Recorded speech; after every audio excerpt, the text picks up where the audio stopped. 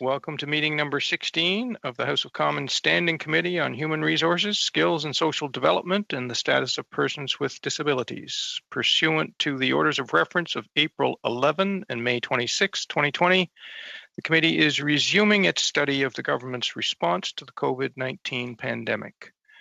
Pursuant to the motion adopted by the House on May 26, 2020, the committee may continue to sit virtually until Monday, September 21st, 2020, to consider matters related to the COVID-19 pandemic and other matters. Certain limitations on the virtual committee meetings held until now are now removed.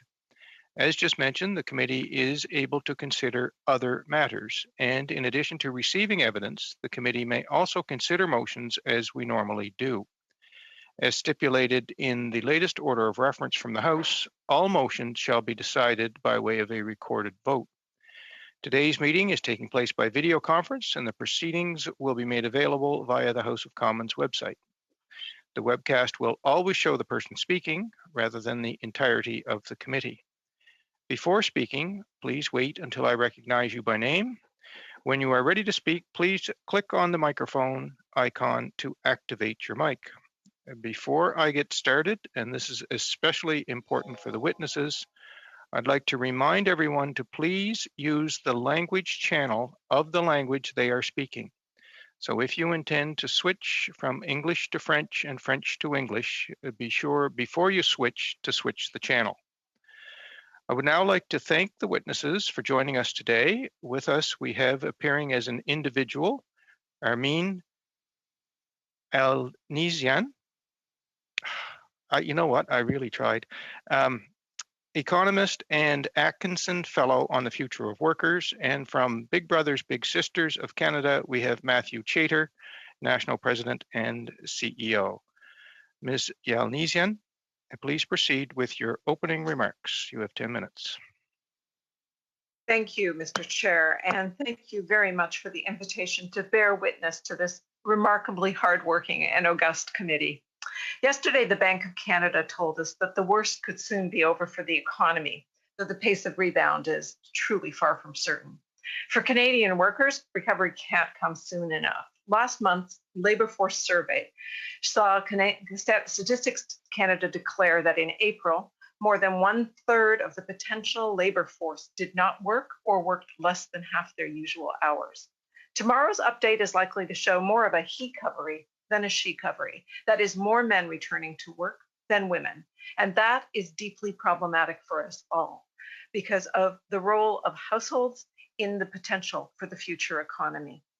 That is because household spending accounted for over 56% of GDP before the pandemic hit.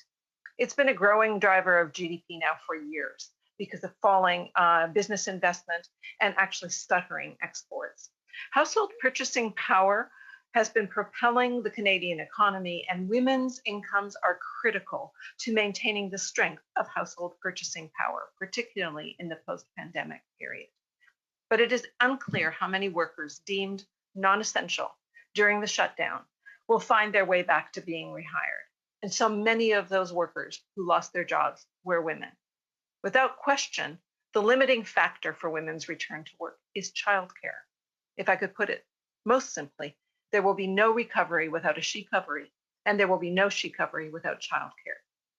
The acceleration of shovel-ready infrastructure projects will certainly help speed recovery, to be sure, but it is mathematically impossible for growth in primarily male-dominated construction and repair jobs to offset the number of jobs lost by women in the services sector. Furthermore, repairing critical physical infrastructure will do nothing to prevent the loss of critical social infrastructure, which is exactly what we are poised to do. User fees for childcare represent the second biggest cost for young families, second only to housing expenditures.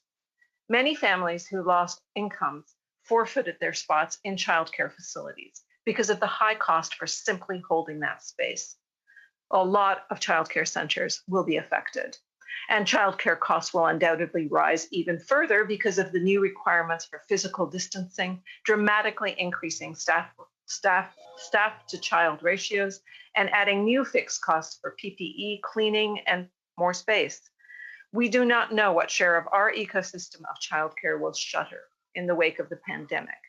In the US, it's estimated that 50% of their childcare spaces are at risk. That's 4.5 million spaces. And just to maintain what they've got would require an additional $9.6 billion a month. A bill is going forward right now to prevent further loss of that infrastructure. The fewer spaces that exist, of course, the less ability for women to return to work, even when they have a job.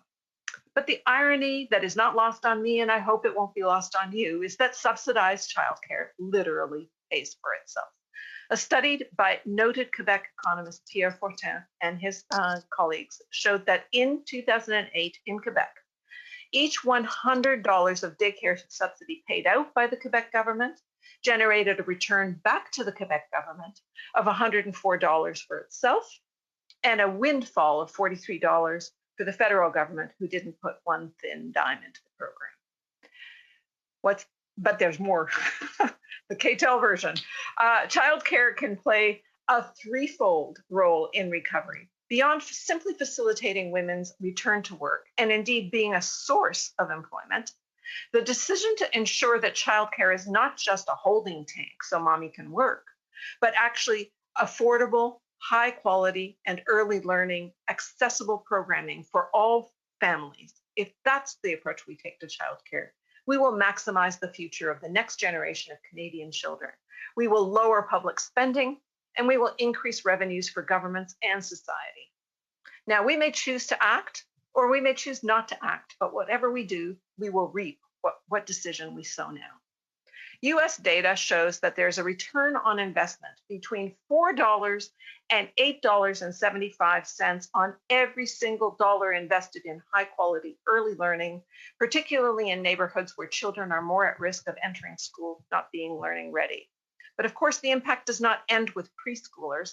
Canadian data from our very own ESDC, Employment and Social Development Canada, shows that spending on pathways to education resulted in a net benefit to governments of over $2,000 through lower expenditures and higher revenues per student in the program, and almost over $5,000 for individual participants. We would literally be leaving money on the table by not using this opportunity to improve our social infrastructure, our critical social infrastructure, by investing in children and childcare, high quality childcare. By rolling out an initiative that is national in nature, but accelerated in our biggest cities first, where we have the highest concentrations of children and the highest concentrations of poverty, we could maximize their potential and their future, and our potential and our future. Getting everyone learning ready and learning supported as they grow up is a 21st century requirement. It's not a nice thing to do because of population aging. Since a shrinking working age cohort will be asked to support growing numbers of people too old and too young and too sick to work, we really can't afford to discount any of the skills development of anybody. This means higher quality early learning childcare should not be left to market forces to determine how much should be available, but rather integrated with the education system because it is a public good that is undersupplied by the market at present. I believe, given the circumstances, this requires a national approach and a strong federal role. And I recognize this is a controversial position. Why should the federal government play a role in childcare which falls constitutionally into provincial jurisdiction? The answer is multiple, because childcare is just going to get more costly to operate safely in the post-pandemic world because of higher staff ratios, more PPE, more time on cleaning, and better staff. Because provinces and cities are cash-strapped now, and that's going to get worse. Because the federal government provides funding already for healthcare and post-secondary education, so there's a precedent. And because even if we don't raise taxes to pay for better childcare and more of it immediately due to post-pandemic pressures, debt by the federal government is the least risky and lowest cost of any debt held by any economic agent in society, be it a household, be it a business, a municipal government, a or a provincial government, everybody pays more for debt than the federal government does. Now, I would be remiss to not mention the number of recent immigrants and migrant workers who have been made sicker and have even died because of the pandemic and because of our inadequate provisions for safe reopening. We need better protections for all workers, and especially I applaud the federal government's decision to advance the idea of 10 paid sick days, a worthy initiative that should have been in place long before the pandemic hit. But its absence can certainly not be excused now. Every jurisdiction should be clamoring to lead this parade for their workers who are their voters. But the federal government could and should lead by example and do exactly what it is asking the provinces to do in its own jurisdiction. Furthermore, the cautionary tale from the use of on-demand and temporary labor in long-term care facilities and delivery services should give everybody pause, because the rise of the gig economy is looming on the horizon as employers and consumers look for cheaper, faster, on-demand labor, and workers have fewer paths back to their old jobs. I urge the federal government to collect better data and monitor this phenomenon very closely, because we don't monitor it at all. We don't even measure it well. And it will affect everything from income support and skills development programs to public revenue and debt. In closing, I want to say that the pandemic has revealed that the caring economy, by which I mean healthcare, elder care, and childcare, has been revealed to be the vital underpinning to the essential economy. Social infrastructure is as critical to the basic functioning of our lives and jobs as roads and bridges. As our long-term care facilities have shown, twinning care and profit as operational objectives is a risky business. We need nationwide protocols for the safe reopening of childcare. This will require skill testing, for sure, skill testing, federal, provincial, territorial cooperation. And I don't underestimate the challenges of that, but we all know that a common goal is often easier to pursue when somebody else makes the money available. Who is that somebody else? It is all of us as Canadians, together through our taxes. Without such shared undertaking, fewer women will return to work, and economic recovery will be further off for everyone, workers and businesses alike. Please, let's not do this to ourselves. Thank you for your time and your consideration. I look forward to your questions. Thank you, Ms. Yelnesian. And next we'll go to Mr. Chater, National President and CEO, Big Brothers Big Sisters of Canada. You have the floor for 10 minutes, sir. Great. Thank you very much, Chair. And thank you for the opportunity to be here with you all today and for undertaking this important work. My name is Matthew Chater, and I'm the President and CEO for Big Brothers Big Sisters of Canada. And I suspect that many of you know what we do, but in short, we provide intentional mentoring relationships to young people facing adversity and are in need of additional developmental relationship. Children and youth in our programs face toxic stress by living with adversities like poverty, mental illness, neglect, addiction, identity issues, and a range of other sources. 63% of the young people in Big Brothers Big Sisters programs experience 3 or more of these adversities, while at the same time having only 1 or often 0 developmental relationships. That is where we come in with our mentoring supports and services. And we provide mentoring relationships to over 41,000 youth in Canada. We provide these services through the support of over 21,000 adult mentors who are matched with youth in our local agencies that operate in 1,100 communities across Canada.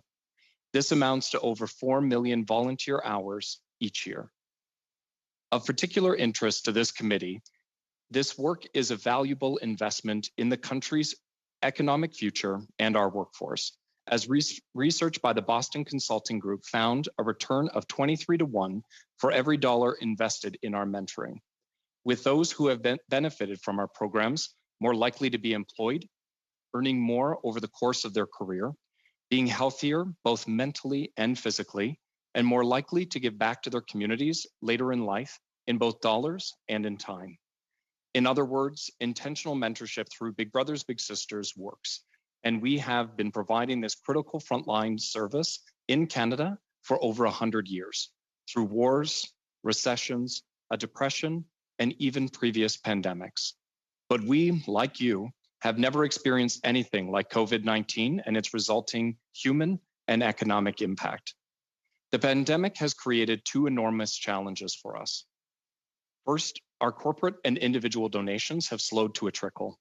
We have already been forced to reduce our staff team, and many of our local agencies have had to do the same. Looking ahead, 88% of our local agencies expect to lay off additional staff in the next 3 months.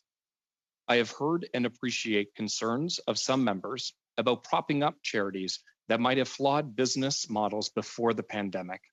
We do not fall into this camp, and we have always had strong fundraising and have never faced a situation like this in our history. Keep in mind, we have lost our entire spring fundraising season, which naturally is our busiest time of year with fundraising events and is a critical source of cash flow for the remainder of the year. As a result, Big Brothers Big Sisters as the full federation is facing a forecasted $21 million shortfall, and that is just for 2020. And we expect that this reality to be even more precarious for 2021. Let me be clear though, our priority is to continue serving the 41,000 youth in our system now. We will do and have done whatever it takes to sustain those relationships and have put in place a host of measures to switch from in-person meetings and mentoring to do so virtually. Great credit on this goes to our local agencies and the many volunteers who have adapted their service methods during this time of physical distancing. However, that too has costs. We are having to switch everything to online, which is no easy feat when you're doing the delicate work of matching volunteer mentors with youth through professional staff teams. And these costs come when our resources are stretched like never before. Just to give a more practical example, if a youth cannot afford a laptop or other device or access to reliable internet, they would be unable to join a conversation that we're having right now with their mentor. And these are the situations that are coming up every day for our member agencies, and they're adapting and solving for. We appreciate the initiatives of the government, like the wage subsidy and the emergency support fund, but they are simply not enough, unfortunately. And I know that you're hearing the same from other charities and nonprofit organizations. We support the request of Imagine Canada and the coalition of nonprofits and charitable organizations through War Child for a recovery stabilization fund for charities, which would hopefully be sufficient size to support our cash flow and liquidity positions.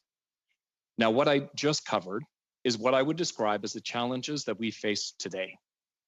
The second is what you would consider our challenge of tomorrow, both for our organization and Canadian society as a whole, and is directly relevant to the work of this committee. As I mentioned at the outset, we work with youth experiencing toxic stress. COVID-19 is a source of toxic stress for everyone, adults and youth.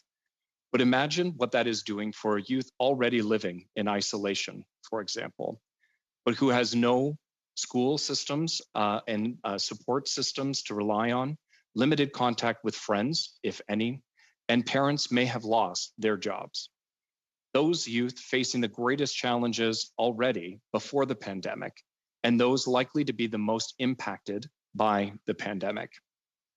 Since March 12th, calls to Kids Help Phone are up by 55%, and through text, 61%, with 76% of those reaching out saying that they had no one else to talk to.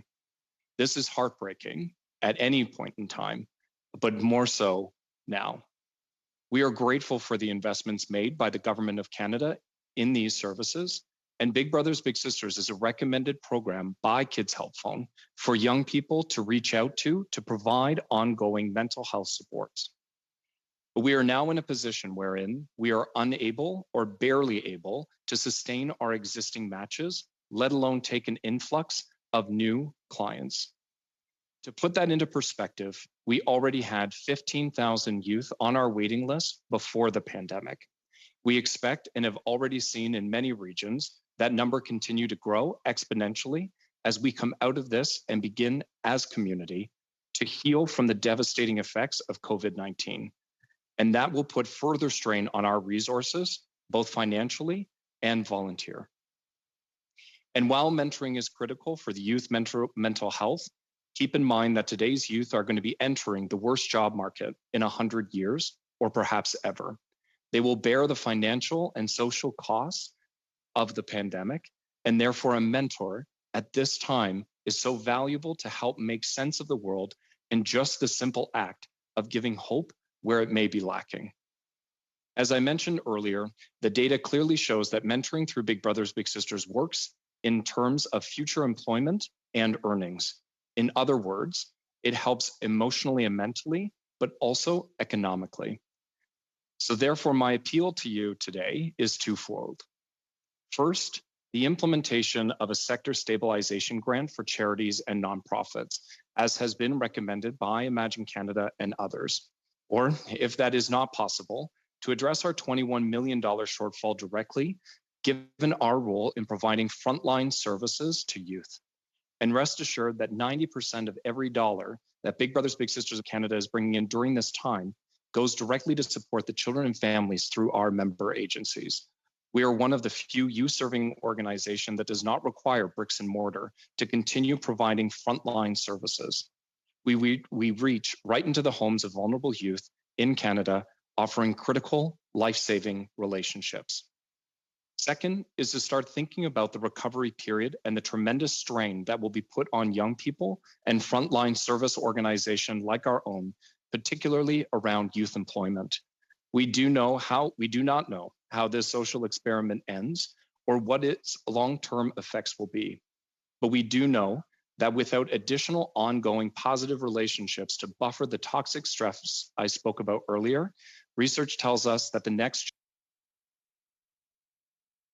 problems and experience mental illness and disease at unprecedented levels.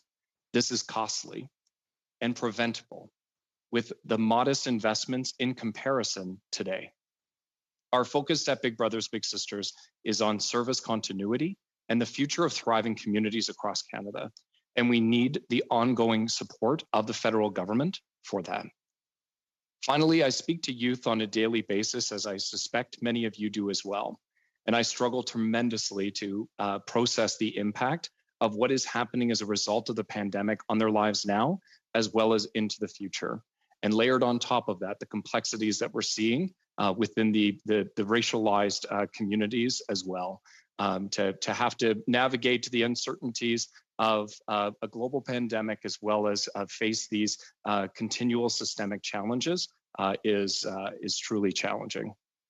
We will always be there for them as long as we can, but we do need help. And so thank you again for the invitation to be here today, and I look forward to taking your questions. Thank you, Mr. Chater, and thank you for the excellent work that's done by Big Brothers and Big Sisters. We're going to begin now with rounds of questions, beginning with Ms. QC, please, for 6 minutes.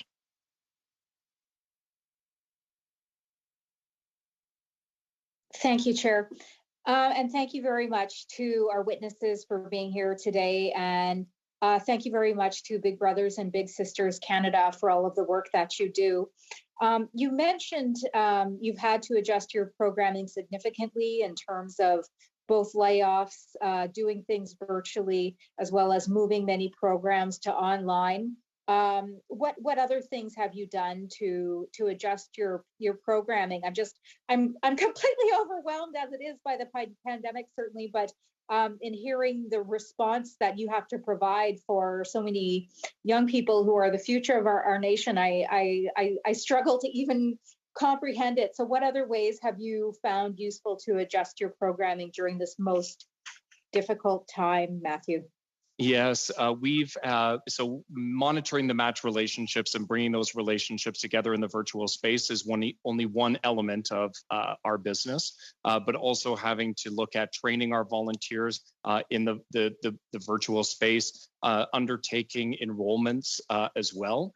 We've also had to look at the difficult decision of how to best align the resources during this time. And so many of our local agencies have made the difficult decision to put difficult within the livelihood of the staff within our organizations, but making sense given how we need to respond to put as much resources to the front line as much as possible, and having administrative leaders as well as other functions within the organization on leave or potentially terminated. And so looking at a fundraising, for instance, our fundraising team right across the country has significantly gone down. And so having to pivot our services and the operations of our organizations to bring in those critical funds has also been diminished. The virtual mentoring space has been keenly of interest to us. As we look to the school year in September, we are not expecting that it will be back to normal, but to a new normal, and working very closely with our partners to look at virtual platforms to ensure that they're secure and meeting the needs of school boards and communities in that period of time. Now, you've talked a lot about your organization dealing with the challenges and stress that youth are experiencing at this time from the pandemic, in particular around social isolation. What are some of the ways that your organization has helped youth to cope with the social isolation? Every time I go for a walk past a park, I see young people doing their best to socially distant, but they're just at such a critical age where those relationships are so important for them to sort of define who they are and who they're becoming. So what sort of things have you been able to do to help them through this difficult time of social isolation? Yes, and a lot of it comes from upskilling our mentors in being able to have those deep conversations around what it feels like to be socially isolated, because there are behaviors and emotions that are coming up that even the young person may not recognize as being a result of being disconnected. As a human race, we thrive on connection and relationships, and in isolation, it's having a significant effect on the mental health and well-being, and being able to process and work through what those emotions are, what the feelings are, making sure that folks know and young people know that there's others that are living through this, and giving them the tools to be resilient through this, and also ensuring that they keep up the motivation to be engaged. I spoke to the conversations that we have with youth across the country, and there are some conversations I've had where young people are now the primary source of income for the family, where their part-time role has now become more essential, and their hours going up, and their parents not having the income necessary to be able to hold the family needs at the forefront. And so being able to talk through what that reality is, and keeping them connected to education, motivated to learn, but also that degree of hope that I spoke about earlier, is just to give them that connection point for somebody that is always there for them. And you've talked a fair bit about facing youth employment and unemployment coming out of COVID-19. So what do you think are the major impacts that we'll see on youth unemployment as the economy begins to reopen following COVID-19? What will be the greatest challenges in what will be the new economy? Mm-hmm. I think the greatest challenges will be skills. As my colleague and the witness before me spoke to, that the skills for young people and what they need coming into this post-pandemic world, and ensuring that they're at the forefront of decision making for this new economy, to make sure that they get the skills and connections that they need, and that they are able to see and connect with a number of professionals that are even working in this space, and being able to connect into the skills of tomorrow to be able to thrive in the 21st century. Thank you for Mr. your Chater. time. And thank you, Ms. Cusey. Now we're going to go to Mr. Turnbull, please, for 6 minutes.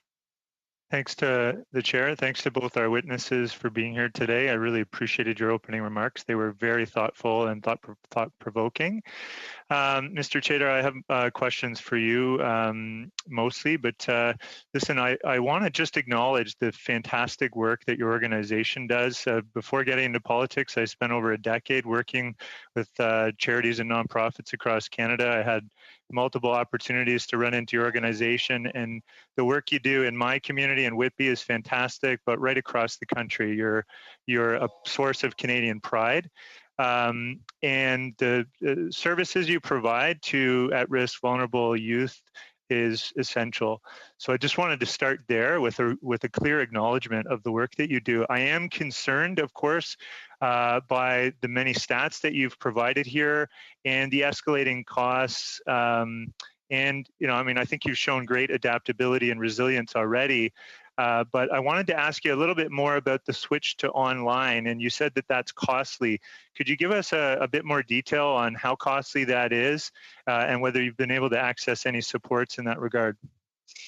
We've seen some supports at the local level through individual granting initiatives. We're also looking to pursue a virtual platform, as we had noted. One of our partners in this space, the Canadian Mentoring Partnership, has undertaken a significant piece of work to look at e-mentoring platforms, and so we've been working closely with them as one of those options. The challenge has come for the virtual space in securing the devices, as I noted, and ensuring that that young people do have the broadband access, the technology access, but also upskilling our staff. So when our team members working out of an office traditionally, then having to transition to working from home, there's new technologies that have needed to be purchased.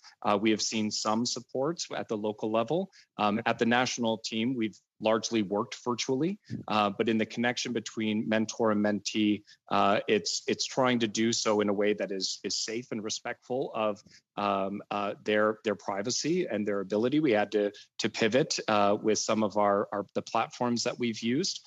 So we continue to seek out opportunity where possible, and community has responded with some funding to our local members. That's wonderful, and I guess following up on that, that the federal government launched a $350 million emergency community support fund. Just wondering how many of your local chapters or whether your national organization has been able to access any of those funds so far, because it certainly seems like you'd be a great candidate for a portion of that funding, and it is a significant amount. I think we all realize that your request goes beyond that, maybe that first round of funding, and maybe there's opportunity to look at that. But in this round, have you accessed some of those funds? Can you give us some information on that? Yes. So the national organization has not applied and wouldn't be eligible within that, and the funding that in the way that it's been structured. Big Brothers Big Sisters, we worked closely with United Way Canada to look at a cohesive response to the application process for Big Brother Big Sister agencies, because each of the local United Ways would be the one to oversee the administration and the disbursement of those funds. We wanted to ensure that we were demonstrating, much like you were speaking to, that Big Brothers Big Sisters is in need of those resources. Where we have found challenges in fitting into that funding is the project focused response. So a short-term project focus aspect of that funding, where the bread and butter for Big Brothers Big Sisters is our core programming and our mentoring initiatives, and that is where the support lies. So we have seen success at this point. We don't know to the extent as those funds do continue to flow, but we will be doing an impact analysis in the coming weeks to determine to what extent. So can I just ask and clarify, so you said the national organization is not able to access those funds, but are the local chapters able to do that? The local chapters, absolutely. Okay, yes. Great. Yeah, that's because I'd be really concerned if your local chapters, I think you said 1,100 across the country, couldn't access those funds, but you're saying that they can, right? Absolutely. Okay, yes. great. And can I? Yes. Sorry, I'm just limited on time, and I don't want to be disrespectful. But what about the Canada Emergency Wage Subsidy? How many staff do you have, and how many of them have been able to access the wage subsidy through your organization? Yeah, prior to the pandemic, we were at 1,400 staff across the country. With the initial impact analysis that we did, we saw a 25% reduction, and that could either be terminations, short-term layoffs, or long-term layoffs. We do know that agencies have been applying to the wage subsidy to get the support there. We've had some member agencies just express concern, confusion, because it is a rather complicated process, particularly for a charity and not-for-profit organization. But we are seeing some agencies get access there. So you're seeing some uptake. That's good. What about we all fought hard in our caucus to make sure that all of these supports were open to charities and nonprofits. So it's really good to check that you guys are applying and hopefully accessing. The other one is the Canada Emergency Business Account, which is the $40,000 interest-free loans, which are really, for a small, I've worked with many very small nonprofits or local chapters that find it almost impossible to get banks to help them out when they need when they have cash flow issues. Mr. Turnbull, yes, I'm very sorry, but you are out of time, sir. Shucks. Okay, thanks. Thank you. Thank you very much. Suite, nous avons Madame Chabot. Now we have Ms. Chabot for 6 minutes, please. Hello. Thank you, Chair. Thank you to both of you. Thank you to our witnesses. My questions are for Ms. Armin Yelnizyan. Am I right on that? I hope. First, a comment about the analysis that you have given us of women's work. I think that it resembles something we heard from another witness, Ms. Jennifer Webster.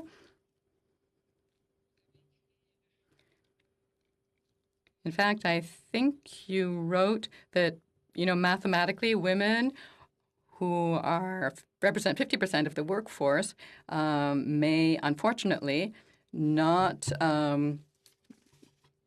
be able to ensure a she recovery. I think this is a concern of many women. You've spoke a good deal of social infrastructure and the social economy and the importance of daycare services. So let me share a comment. In Quebec, we made a choice in 1997, and you're right that it certainly paid off for us, to put it simply, because it certainly supported women's in the workforce. But with due respect, this is a provincial matter, and it's a social choice. We made that choice in Quebec, and it's probably up to other provinces to make the choice for themselves. That's our point of view. Of course, at some point, the confinement will come to an end, the lockdown will come to an end, and then daycare and school will get up and running again. But do you think that women will really experience an economic recovery? And if not, what do we need to do to make sure they do?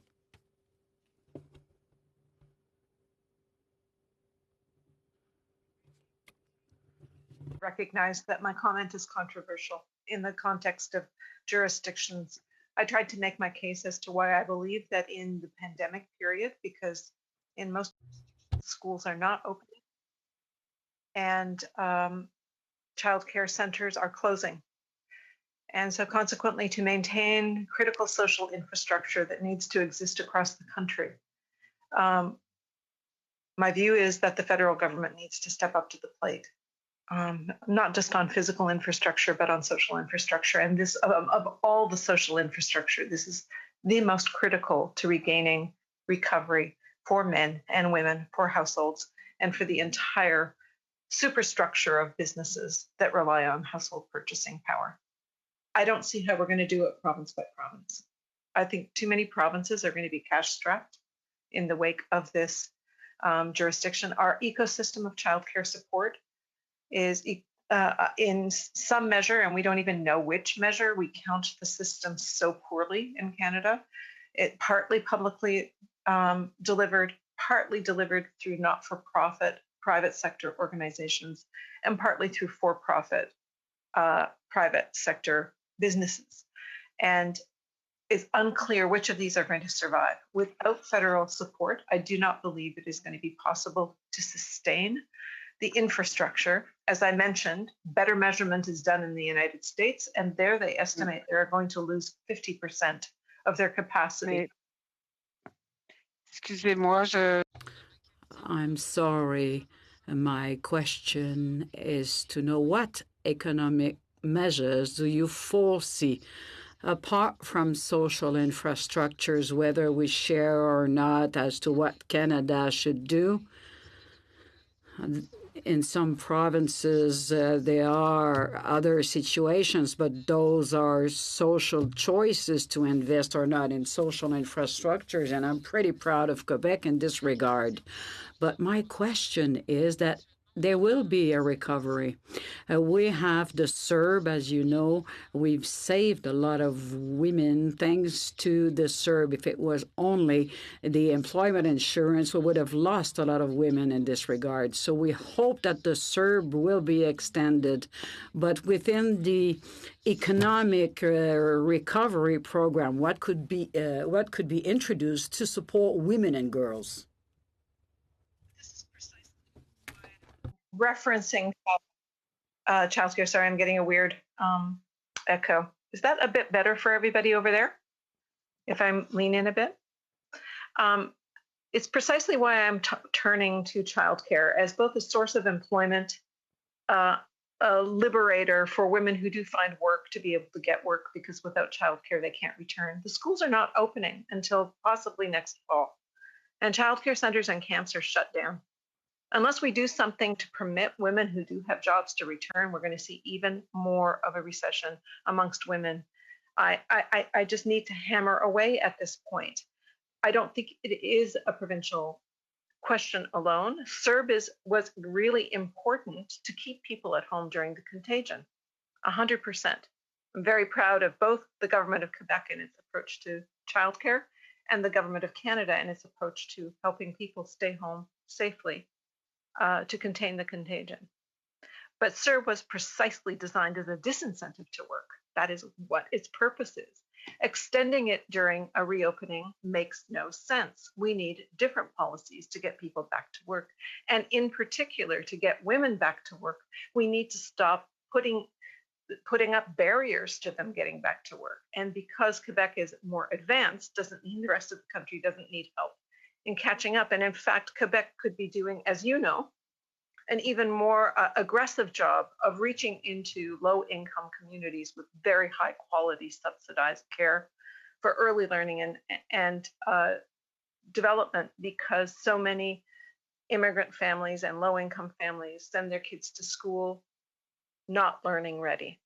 And we could be doing more to help children who are in high school to actually improve their ability to graduate. Je comprends que pour vous, la PCU n'est pas prolongée. Merci, Madame Chabot.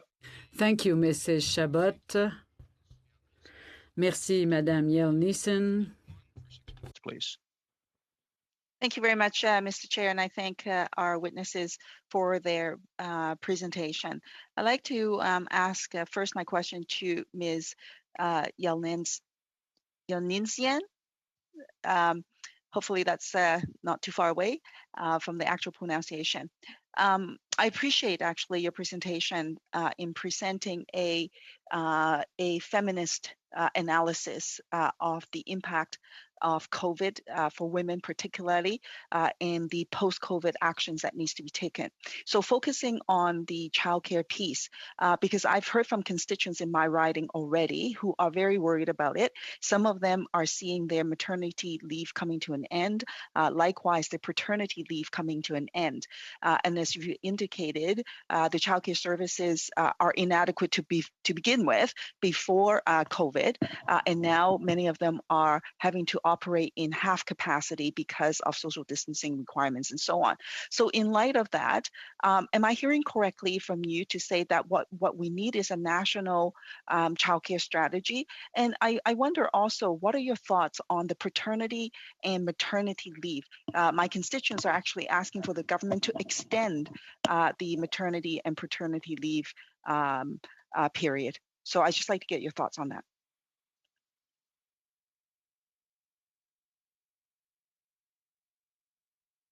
Thank you very much, Ms. Kwan. And you came pretty close to nailing the pronunciation of my name. Kudos. So let's start with the inadequacy of childcare, which is a market failure. It has been treated for 50 years. You know, Status of Women report in 1970 is going to mark its 50th anniversary in December. We've been talking about the need for childcare as part of the early education system for 50 years. And for 50 years, we have treated it as a market issue. It is a family choice. It is an individual choice. Let the market decide how it is delivered. And we have seen systemic market failure. And now we are going to see a colossal wave of market failure as these centers close because people don't have the money to go there right now. And then when they do have the money to go there, they're not open anymore. So yes, I think we need a national childcare strategy. Yes, I believe it should be federally funded, especially in the post-pandemic period.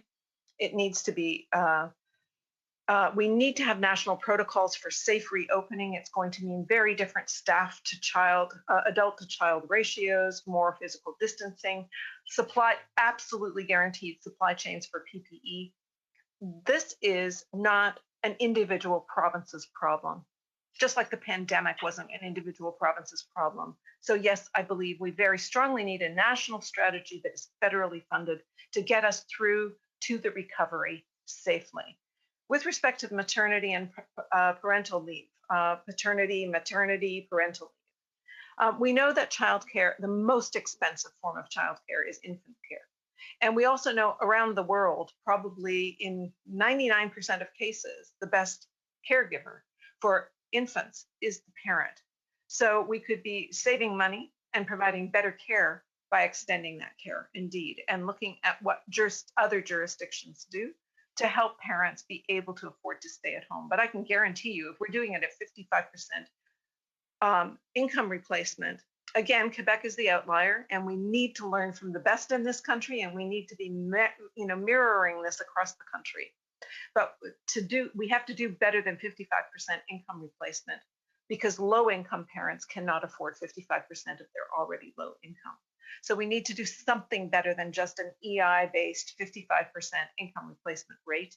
Yes, longer periods, but the take-up will continue to be ridiculously low for people that can't afford to lose so much income to be able to stay at home with their kids. This, again, is it's a market failure. This is a public good issue. We need to have all hands on deck in 20 years. If we don't invest in these kids now, if we discount them now, we will not have them to rely on in 15 to 20 years. I don't understand what is so difficult to understand about this. Okay, and I may just jump in here as well. Aside from the shortcomings that you have identified, there's another aspect of it as well, because the truth of the matter is many people do not qualify for the UI system. That's why the government came in with the CERB. And so even then, there are many holes within it to which we're still trying to plug at this juncture. And so to that end, some people have actually advocated for a universal direct payment or guarantee income, if you will. And so I wonder if you have any thoughts about that as we move beyond the post-COVID period. I have a lot of thoughts on it. I've been quite public about my position that I do not think CERB is a portal to a basic income.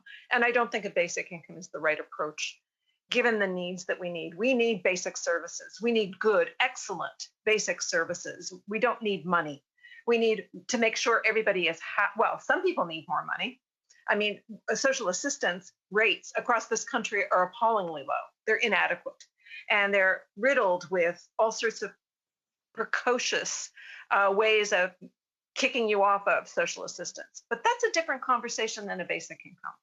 And I guess my position would be, particularly in the post-pandemic period, what COVID has revealed is care elder care, health care, child care are the preconditions for a functioning economy, every bit as much as roads and bridges. We need excellent services on which we can all rely that will cost money and that will yield higher returns than anything we could provide through basic income. But to your point, that too many people are not even EI eligible to get maternal and parental benefits, I think we will be reviewing our system of EI for sure on the other side of this. And I have no doubt that part of this discussion will be, how do we actually support all parents better? And again, look to Quebec for models of how to do it.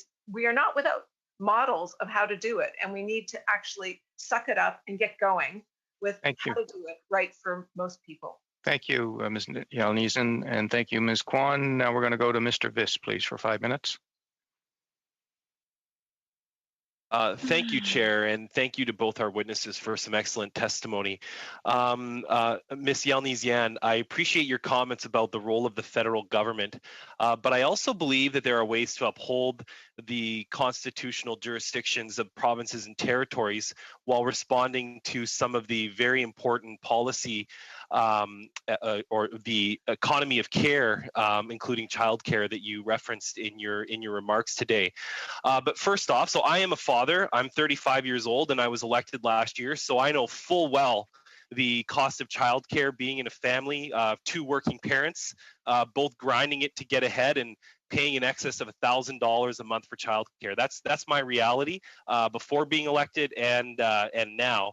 I've heard from early childhood educators in my province of British Columbia, where I send my son, that they're choked because while the province of BC initially called them essential workers, they did not list them as eligible for the temporary pandemic pay top-up program.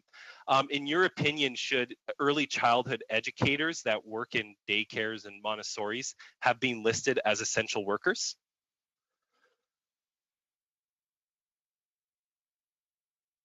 You're on mute, ma'am. I was just, sorry, it just took me a minute to get there.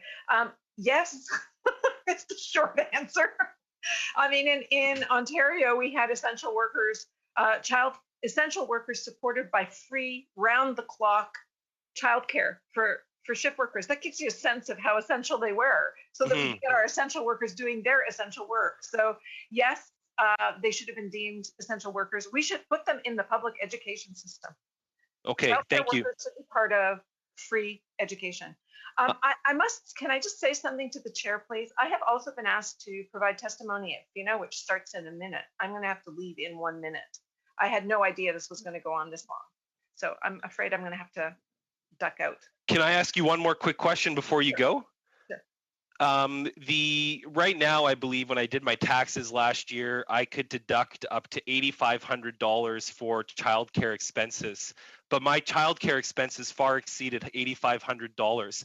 Would changing the tax code to allow for the true cost of childcare help professional mothers and even low-wage mothers be able to participate in our economy in a more fulsome manner if the tax credit that we have in our CRA be more reflective of the actual cost? It's an excellent question, and I thank you for it. But I do believe that it would help professional women far more than low-income women. And I think what we have seen is that most of the people that lost their jobs, that were deemed non-essential, are low-paid workers. And to get them, we have to get them back into the workforce. Just mathematically, we need to get more people working and more people skilled up doing better jobs. So yeah, it's possible that we spend more money on tax expenditures to discount the full freight of childcare. That would benefit people with nannies more than it would benefit people with kids in childcare, to be completely honest with you. So I'm not sure why we would skew our tax expenditure system that way. Okay, thank you for your testimony today. I will turn it over to Big Brothers now, and thank you, Mr. Chater, for being at this committee today as well. I'm very concerned to hear about the $21 million shortfall that Big Brothers and Sisters have. Like all Canadians, we really honor the work that you do. In my riding in 2017, we had a flash flood in 2017, and there was some federal matching involved in donations to the Red Cross. Would Big Brothers and Sisters be open to the idea of a federal matching program to incentivize Canadians with the means to support charities such as yours and other similar charities? I like that idea, and yes, certainly open. Okay, thank you. I know Imagine Canada has talked about in the past increasing the tax benefits for charitable organizations. I do know that for political parties, we all receive a more generous tax credit. But given the circumstances now, would Big Brothers and Big Sisters support an increase to the tax benefits for Canadians that do donate? Yes. We would support that. We stand behind much of the solutions that Imagine Canada has put forward. Okay, thank you.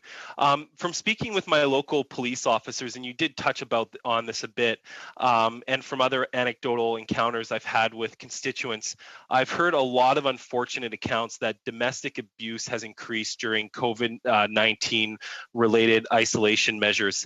Could you comment a little further about what you've seen and the challenges that our at-risk youth are facing during this time? Yeah, short answer, please, Mr. Chater. Our agencies are very much aware and doing wellness checks as well, which is well beyond our mandate, but checking in on families to ensure that they have the appropriate supports there and connected to the other community services to get support where they need it. Thank you, Mr. Chater, and thank you, Mr. Viss. We're going to go to Mr. Dong. 5 minutes if you have questions for Mr. Chater. Yes, I do. I had a prepared question for Ms. Yazinian, but I guess that she's no longer here.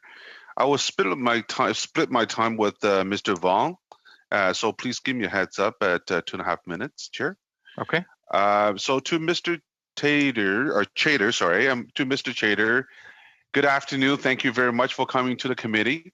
I want to start with the question my colleague Ryan Turball was going into, is your view on the Canada Emergency Business Account. Were you able to access that program? Yes, yes, we were. And it was many of our member agencies as well have been able to navigate it. There were some confusion around the eligibility criteria initially, but we were able to get that clarified. Great. And are you aware that that program has been tweaked maybe 2 or 3 times now, especially on the payroll requirement? Are you aware of that? Yes. Excellent. And I would like to mention that coming into this meeting and talking about the dire situation that Big Brothers Big Sisters is facing, that is considering all of the government programs that are currently in place. And as I noted in my opening remarks, we're very grateful for the efforts of the federal government during this time, but we do require additional support. Because your service is required by communities.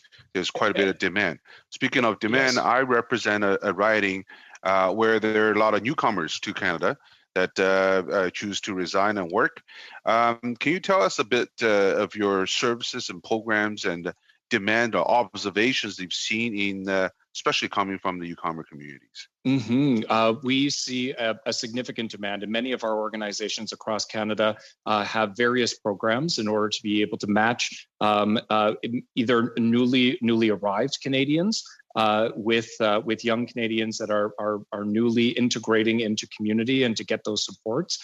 We have conversation clubs as well, where young people can start to understand and integrate and understand what the school system is like within Canada. So we've seen and have always seen a strong demand within newcomer communities, and we're always adapting our programs and looking at all of our services through an equity, diversity, and engagement lens to ensure that our services are meeting those needs. You have just over 2 minutes left, Mr. Dong. 1 minute or 2.5 minutes? 2. Yeah, just over 2 minutes left. I'll pass it to my colleague, Mr. Vong. Thank you. Thank you. I too had a question for Ms. Yelnizyan, and largely to clear up the record about the notion that no federal funding for childcare or early learning is going to Quebec. The reality is that Quebec hasn't signed the accord to take advantage of the $750 million we've invested into that system to improve, increase, and distribute more dollars for childcare. But on that front, as we talk about long-term care and as we talk about new federal investments, it's not unreasonable to make sure that those investments also add new capacity and increase quality, and don't just simply displace provincial dollars being spent with the support for the status quo, because clearly what we've heard is the status quo is not good enough. And on that front, one of the other programs we've offered to invest in and are looking forward to bringing forward in our budget, and this question is to Mr. Chatter, is the issue of after school and before school care for older kids. In light of the fact that school is out and school may not be coming back anytime soon, would it be appropriate to use those dollars to support the works of organizations like yours that deal with youth, to make sure that youth are served directly and that groups that service youth get those funds to make sure, even without school, that they still have a place that's safe and can be provided for through public funds? Yes, that is a challenge that I think many are facing, and particularly in urban communities, supporting young people and participating in pro-social behaviors during this time. We've heard.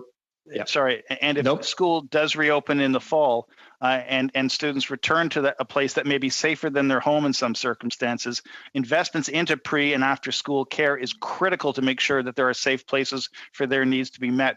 Would it be wise then, as we start to move towards recovery, that promise we made for after and before school care for older kids, that should be intensified to support the learnings that we've had coming through the pandemic?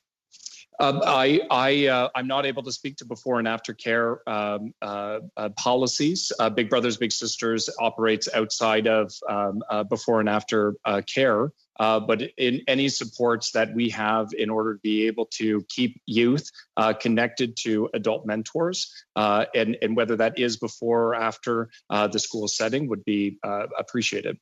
And once again, again, Mr. Chater, and thank you, Mr. Vaughan. Mr. Chater, thank you for sticking with us. Thank you so much for the work that you do.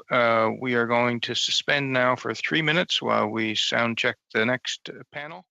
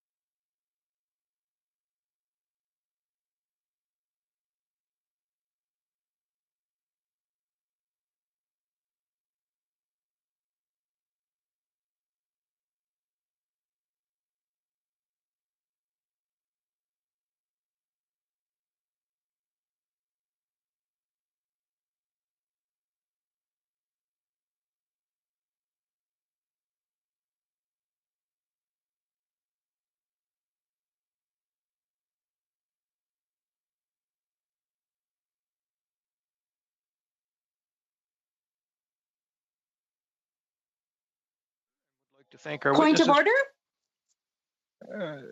Yes, Ms. Cusey. Thank you, Mr. Chair. I certainly don't want to belabor this, but I did want to move the motion I had put on notice. This one was dated Thursday, May 28th, 2020. Everyone should have received it, that in the context of its study to the government response to COVID-19 pandemic, the Standing Committee on Human Resources, Skills and Social Development and the Status of Persons with Disabilities send for the following documents to be provided by the government by June 30th, 2020. Number one, all briefing notes, memorandums, emails, guidance, and documents related to the Canada Emergency Response Benefits. Ms. Cusey, I'm going to stop you there. Your motion is in order, and you did give notice. However, it is not appropriate to move a motion on a point of order. So I absolutely invite you to move it when you have the floor, but it isn't a point of order. Okay, I appreciate that. Thank you. Okay. So we are now going to hear from our witnesses. We have with us from the Canadian National Institute for the Blind, Angela Bonfante, Senior Vice President, Foundation Programming, and from the Canada Women's Foundation, Paulette Signor, President and Chief Executive Officer. Ms. Bonfante, please proceed with your opening statement. You have 10 minutes. Thank you. Thank you, Chair, and hello, members of Parliament. My name is Angela Bonfanti, and I am the Senior Vice President for the CNIB Foundation. Before I begin, I'd like to take a moment to acknowledge that this is National Accessibility Week. While this is an important week every year, given today's current events related to racism and discrimination, this year, National Accessibility Week is even more so important. For over 100 years, CNIB has been combating discrimination and advocating for the equity of all Canadians, because we serve all Canadians living with sight loss, regardless of age, gender, race, sexual orientation. Because blindness, unlike an unfortunate number of people in our world today, does not discriminate. There are far too many members of our community who not only must deal with the realities of being marginalized because, for example, of the color of their skin, but must also deal with the additional discrimination because they travel with a white cane or a guide dog, for example. At CNIB, we have worked diligently and will continue to do so until everyone can live, work, and play without barriers. We challenge discrimination and support the rights of every Canadian. Now I'd like to take this opportunity to highlight how COVID-19 has impacted over 1.5 million Canadians living with sight loss. CNIB's mandate is to remove barriers, combat negative ramifications of isolation, and to do what we can to help Canadians living with sight loss live the lives they choose. So at a time where isolation was being mandated for all, we knew our community needed us now more than ever. Almost immediately, every one of our staff members picked up the phone and called every participant in our database. Nearly 10,000 Canadians have been phoned to date. From these calls, from these conversations, we received insights on what the community wanted from us during this pandemic and beyond. The response has resulted to hundreds of new virtual programs serving thousands of Canadians with sight loss in just the last 11 weeks alone. Our programs range from technology training sessions to peer support programs to groceries and prescription drug pickup and drop-off services for our clients who are in need. Also, as we know all too well, every household, including mine, with children has become a school of its own. For families with children who are blind or partially sighted, this presents— Bonfanti, can you please just hold your mic? It'll be easier for the interpreters. Thank you. Go ahead. Yes. So for families with children who have sight loss, there are new challenges that are presented. So we are providing free access to educational games that have been designed for children who are blind. We are also ensuring families have access to 3D printers to ensure tactile learning continues. This is just the beginning to ensure no child with sight loss is left behind. This is a forever change for CNIB. Our virtual offerings are certainly here to stay. We have essentially doubled our program offering without doubling our workforce. And so we start our discussions, as we started discussions about commencing in-person programs, we must keep the health and safety of our staff in mind, especially since so many of our staff live with sight loss. In addition to the development of brand new virtual program offerings, our community's feedback has also helped to develop a new advocacy effort which focuses on the albeit unintended yet nonetheless potentially dangerous consequences associated with physical distancing.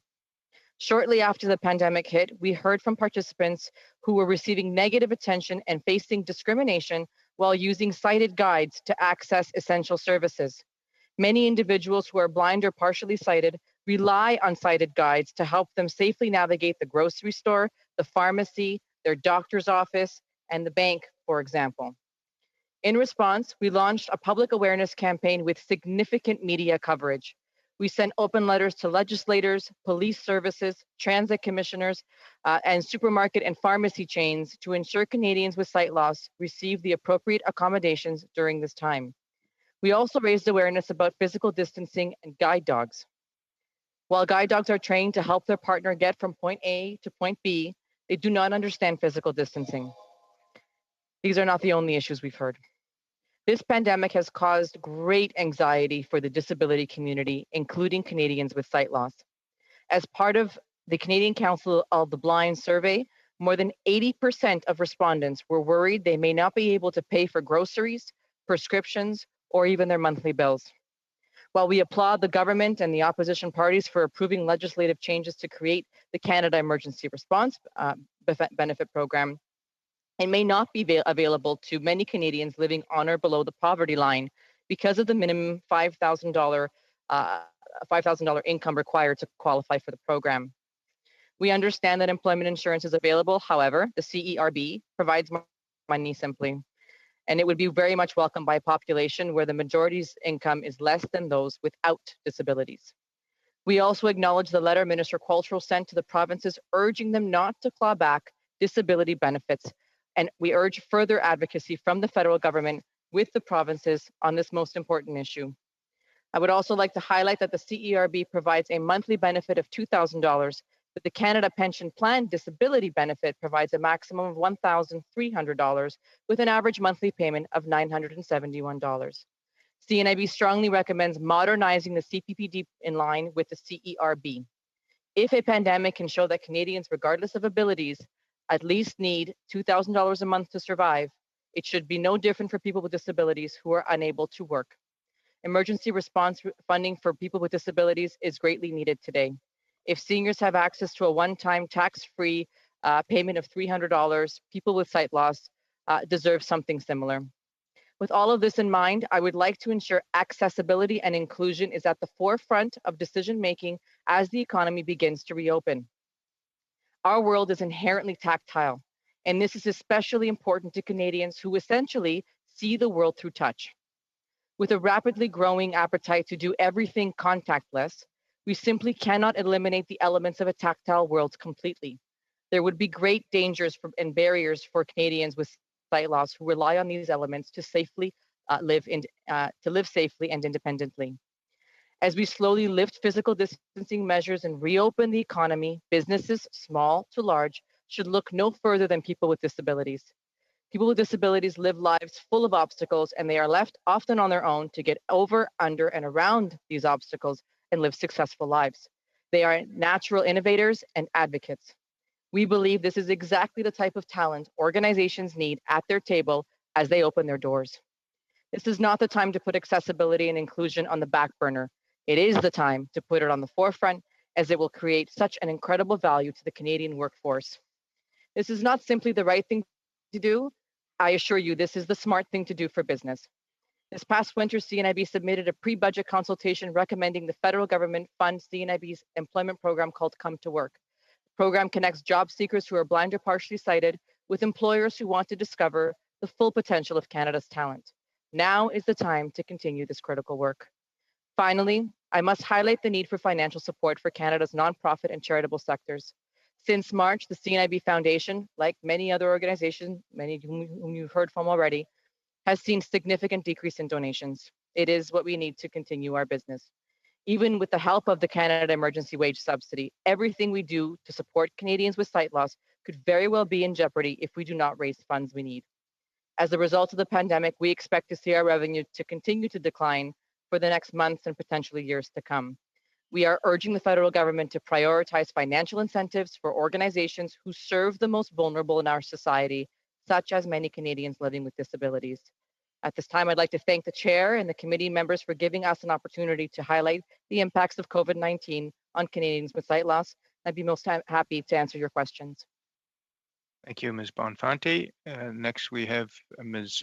Senior from the Canadian Women's Foundation. You have the floor for 10 minutes.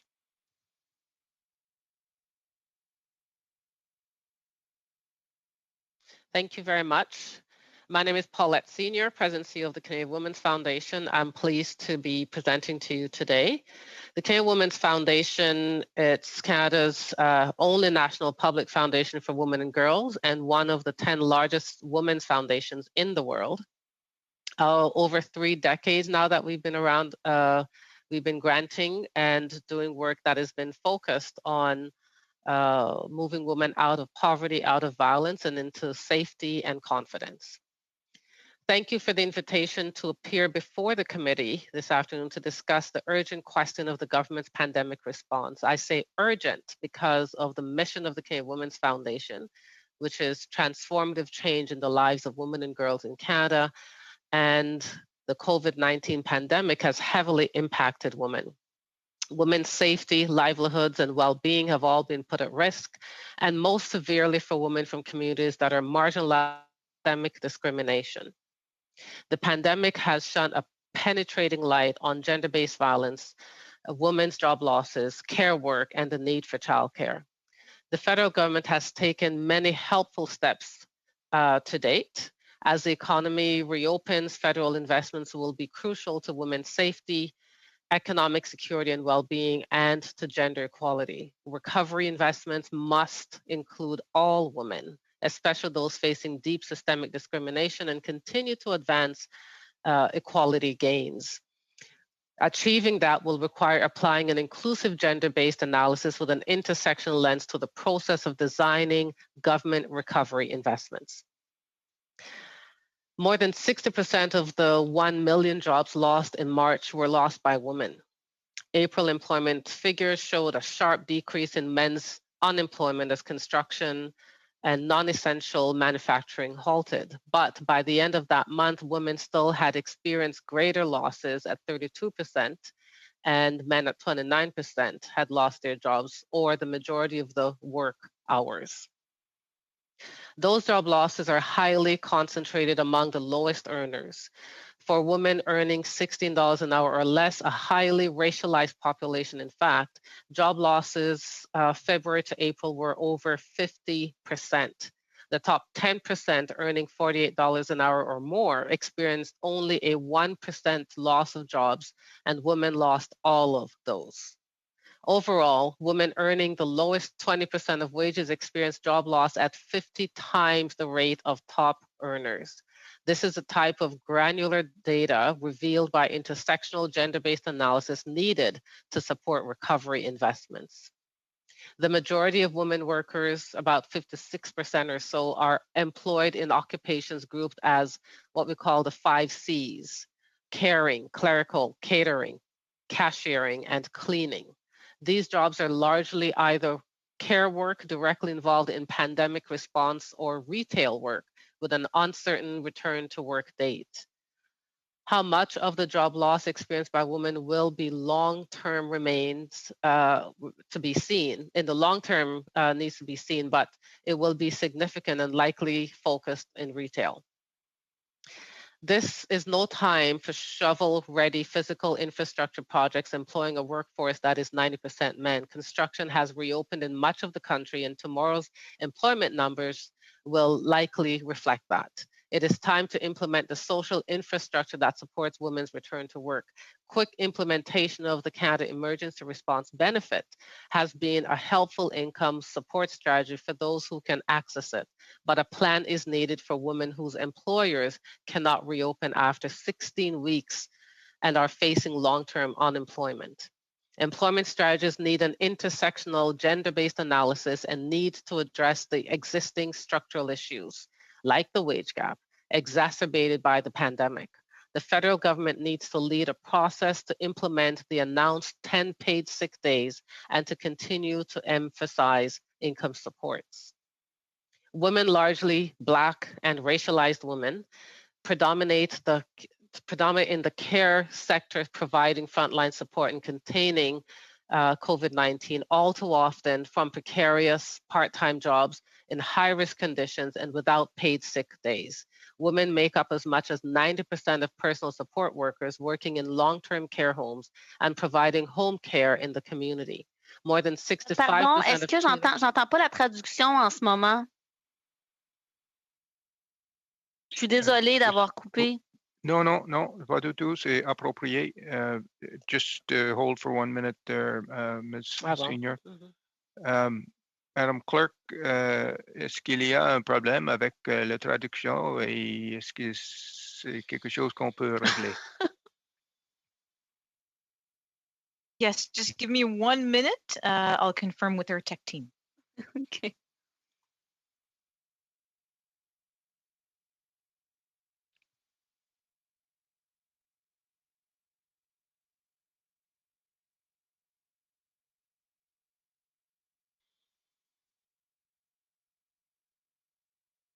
We want to be able to hear you, Ms. Senior. This is important. I would like that too. Thank you.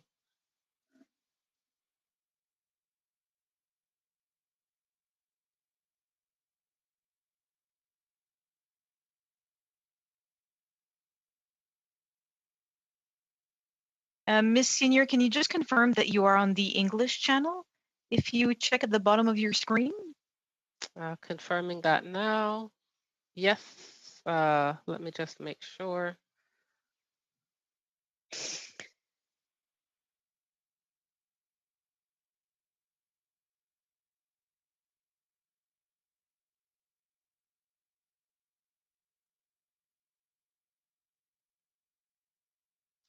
Okay, I am now. Okay, I'm being told that it's working now. Okay. Okay, Madame Larouche, est-ce que c'était... Mrs. Larouche, was something cut off during the comments? Did you lose the whole speech, the whole presentation? No, I'm sorry for having cut you off, but I think that it was only for the last sentence. I heard the rest very well, but I missed 1 or 2 sentences. Okay, thank you. Okay, the floor is yours, Ms. Senior. It appears that the translation stopped working just in the few sentences before I intervened. So if you could go back a couple of sentences and don't worry, your time won't be compromised. Thanks, I appreciate that. So I will start at the top of that paragraph again. Women, largely Black and racialized women, predominate in the care sector, providing frontline support and containing COVID-19, all too often from precarious part-time jobs in high-risk conditions and without paid sick days. Women make up as much as 90% of personal support workers working in long-term care homes and providing home care in the community. More than 65% of cleaners working in hospitals, schools, and office buildings are women. Much cleaning work, now perceived as essential, has long been precarious. Part-time, low-paid, often subcontracted work lacking job protections, paid sick leave, or extended health benefits. Pandemic outbreaks in LTCs, which harm residents, staff, and their families, and can lead to community outbreaks, can be traced to some of these ongoing issues. Where full-time jobs are not available, PSWs may work multiple part-time positions at different locations to compensate, which increases the risk of spreading infection from one care facility to another. Government response. The federal government needs to ensure a stable, full-time, long-term care workforce with sufficient protections, physical and job, to provide care and maintain their well-being. That will benefit both workforce and residents, who are mostly women, and the community at large. This includes working with the provinces and territories to ensure employment standards are sufficient and fully enforced, including sufficient supply of PPEs and honoring refusal of unsafe work, full-time positions at salary levels above a living wage, and a full open-ended review of the structure, management, and ownership of the long-term care, keeping in focus the women who work and live in LTC facilities. Closure of childcare centers and schools placed a triple burden on many mothers doing full-time jobs from home and managing both children and household tasks. The pandemic has highlighted that childcare is now integral to the community. Without it, Canada doesn't work. Childcare has been revealed as an essential service that cannot be shuttered. Provinces which closed all childcare centers quickly reopened some to accommodate workers considered essential during the pandemic. Yet, the childcare sector is fragmented and underfunded, much of it not stable enough to withstand the drop in parent fee revenue resulting from pandemic closures. Many centers are not committed to reopening. While the need for physical distancing changes the economics of childcare, it remains essential to economic reopening and to gender equality. The federal government needs to ensure funding is in place to safely reopen the childcare sector for the sector at pre-pandemic levels of service and continue to expand until universal access to affordable childcare is achieved. The bilateral process with provinces and territories needs to move to a near horizon of 3 or 5 years. As the lockdown increased, risk of domestic violence decreased women's ability to leave abusive homes for the safety of women's shelters. It highlighted the importance of the violence prevention sector. The Canadian Women's Foundation welcomed the federal government's announcement of $50 million to assist women's shelters and sexual assault centers with their pandemic response. We partnered with Women and Gender Equality to distribute some of those funds to sexual assault centers and broader gender-based violence organizations. In the process, we heard once again about the extent of need. As the executive director of one busy sexual assault center described their transition to working remotely, she says, "We had to invest in a phone system as ours was a donation from 1990. We didn't have funds or PPE for staff and volunteers accompanying women or to hospitals, police or doctors. The funding helped us to purchase PPE, a phone system, and food for some clients. As much as I'm grateful for the $25,000, I must admit with you, it's not enough. We need to invest in web chat system for youth asking for text. We had to do some visits, home visits as we fear for some clients' lives, and despite reporting to police, nothing has been done. We're running out of PPE. Volunteers have begun to show signs of burnout, and we are averaging 60 to 80 crisis calls a day. The federal government needs to develop and implement a well-funded national action plan on violence against women and gender-based violence that recognizes that work as essential to society and gender equality. By well-funded, we mean commensurate with the multi-billion-dollar annual cost of violence. The federal government also needs to complete development and start implementation of a national action plan to address violence against Indigenous women and girls without further delay. And to summarize, this is not the time for small asks. The pandemic has shone a very bright light on deep fault lines of inequality in Canadian society. The government's response needs to be similarly deep.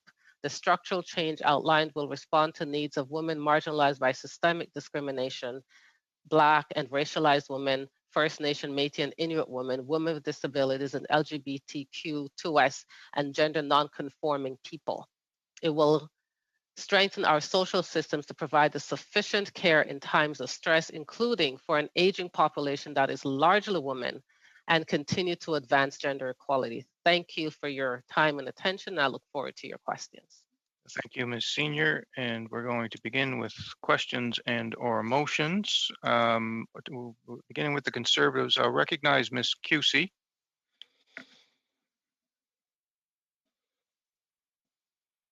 Yes, thank you, Mr. Chair. Again, I wanted to move my motion, which I'd put forward previously. I think, can I dispense? Everyone has the motion in terms of the motion, or I can read it, that in the context of its study, pardon me, and I'll just make sure I'm on the right. Okay, I am on English still. That in the context of its study to the government response to the COVID-19 pandemic, the Standing Committee on Human Resources, Skills and Social Development, and the Status of Persons with Disabilities send for the following documents to be provided by the government by June 30th, 2020. Number one, all briefing notes, memorandums, emails, guidance, and documents related to the Canada Emergency Response Benefit between March 1st, 2020 and May 28th, 2020. All briefing notes, memorandums, emails, and documents related to the eligibility requirements for the Canada Emergency Response Benefit between March 1st, 2020 and May 28th, 2020.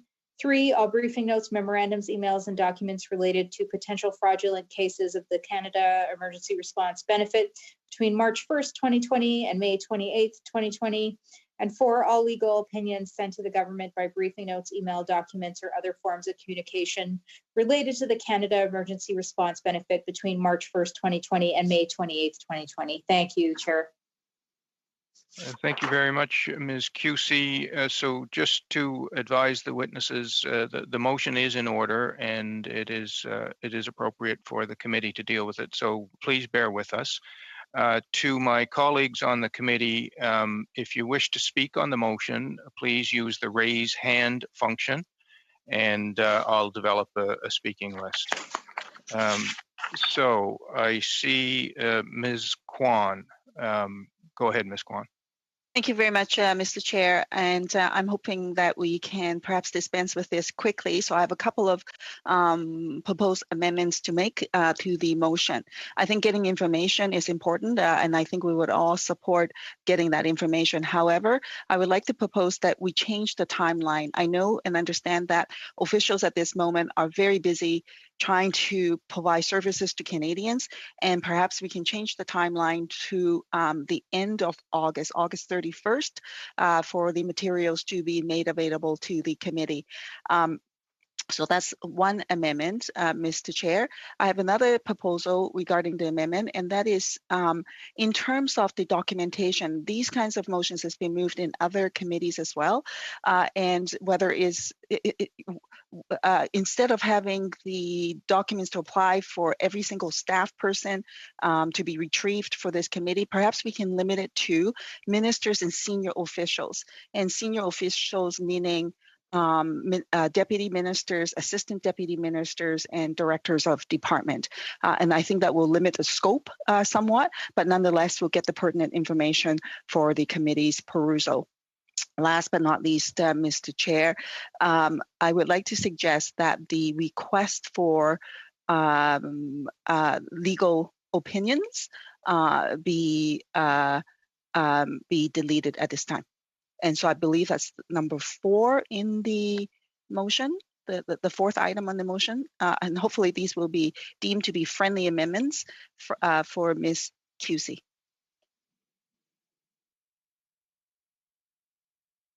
Thank you, Ms. Kwan. So we have 3 amendments and the debate is now on the amendments. I recognize Mr. Housefather. Thank you very much, Mr. Chair. And first of all, I want to thank Ms. Kwan for her amendments. I agree with all 3 of the amendments. And of course, I think this is, Mr. Chair, because we can only deal with 1 amendment at a time, and I will, in addition to what Ms. Kwan has put forward, have at least 1 additional amendment, perhaps 2. I'm wondering if the first question is to Ms. Kuzi, who put forward the motion, does she accept the 3 requests in Ms. Kwan as being friendly amendments to know whether we actually have to deal with the amendments? Because if we do, we should be going one by one so as not to confuse things. So perhaps I can yield back to Ms. Kuzi to answer that before I continue. Ms. Kuzi, do you consider the amendments to be friendly or do you wish them to be debated individually? No, Chair, I consider the amendments friendly. Thank you. Okay, so that being the case, the motion is now amended in the manner proposed by Ms. Kwan. Thank you, Mr. Chair, and I'm going to ask Ms. Kuzi if perhaps she would agree to 2 other amendments that I hope she will consider to be friendly. And I want to again thank my colleague Ms. Kwan for having put forward those 3. In other committees, the Health Committee, and most recently in Governmental Affairs, there was also an exemption made for matters of national security, matters that related to solicitor-client privilege, and matters of cabinet confidence. So I would propose that the deleted section 4, which related to legal opinions, be replaced by, irrespective of the foregoing, matters of cabinet confidence, solicitor-client privilege, and national security shall be excluded from the request, and that the documents be redacted as may be necessary to protect the privacy of Canadian citizens and permanent residents whose names and personal information may be included in the documents, as well as public servants who have been providing assistance on this matter. I believe this to be consistent with what was adopted very recently as an NDP motion at Governmental Affairs and by the Health Committee as well. And my second proposal to Ms. Kuzi, if she would consider it friendly, would be to simply delete the word emails from sections 1, 2, and 3, to leave all of the other docs, but to exclude emails, because in this case, the number of emails that would be covered here, given the millions of Canadian citizens requesting these benefits that have gone to these departments, and the fact that everybody was communicating only by email during this period, be exceptionally voluminous. And I believe that it is again consistent with other committees that have not included emails, but have included briefing notes, memorandums, guidance, and documents. So that's my those are my requests to Ms. Kuzi. If not, I'll bring them forward as amendments. Thank you so much. Ms. Kuzi, are you comfortable with those being considered friendly amendments, or shall we debate them individually? Well, I certainly feel removing clause 4 does address the solicitor-client issue. I could agree to the cabinet confidence and the national security. My only question would be regarding the emails. Would it not be significantly limited now that we have changed the scope in the friendly amendment from Ms. Kwan regarding ministers, senior officials, and directors? That's just a conversation, a question. I wonder, provided by the government. Like, I agree that's a very large scope, but it seems to be more limited now with ministers, senior officials, and directors. And then I wonder as well, if we hadn't, I mean, if information, like it would seem to me that the briefing notes and memorandums would be information that would be largely for public consumption already, whereas emails might provide us with more information. Yeah, I wonder if there is a way we can edit the emails so that we're both comfortable with that, because as I said, I feel we've taken care with number 4. I can agree with the cabinet confidence and the national security, but emails, I wonder how we could address that a little bit further so that, and as I said, it seems to me to be more addressed given the limited scope the more limited scope that Ms. Kwan provided us with. Mr. Housefather, I'd like to come back to you. I think what we heard is that the amendments that you've proposed, parts of them are considered friendly, but there are problems with the other parts. Can we resolve this, or should we simply proceed with the debate on the amendments you put forward? I go ahead. So thank you, Mr. Chairman. Thank my colleague Kuzi for her consideration. I think what I understood is that she's comfortable that I made to substitute number 4 to deal with cabinet confidence, solicitor-client privilege, and cabinet confidence, and also to redact for privacy issues. I mean, again, this is consistent with the other 2 committees. I think she was okay with that. I think her issue is with the second issue that I raised with respect to emails. And I guess what I would suggest to Ms. Kuzi is, I think that when people prepare documents, official documents or documents that relate to guidance, they're thinking about the issue at hand. Emails, even between 2 people that we've named in this can be emails that people are flippantly sending to one another, which can include all kinds of comments they would never have considered really, relevant to the subject, but they would be part of a larger email that may contain excerpts related to the CERB or something else. I'm wondering if perhaps we could start with the deletion of emails, and then if there's something that you think then is missing, we can work back. But I just don't think all the emails that have been exchanged, and again, remember that this is not only emails between these named people, it would be any email that person exchanged with a third party that related to that subject matter that would then also be included. I think that's a pretty wide scope, and again, I don't think that's consistent with what's been requested at other committees. So I would maybe humbly request that you may consider just removing the word email. But if not, I'm happy to propose it as a separate amendment and we debate that amendment. Back to you, Ms. Cusey.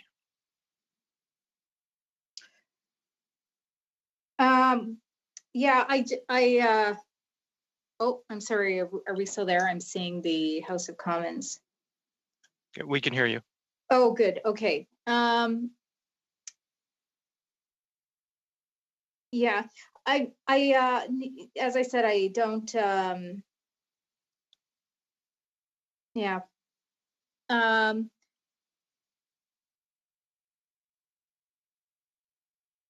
I guess, I'm getting some new information from my colleagues, and Anthony, I guess they're feeling that they're not as concerned about the national security, the cabinet confidence, or the email. So I guess then I would say now we don't consider it friendly. I'm sorry, Anthony. So you don't consider either of them friendly? Yeah, I'm sorry.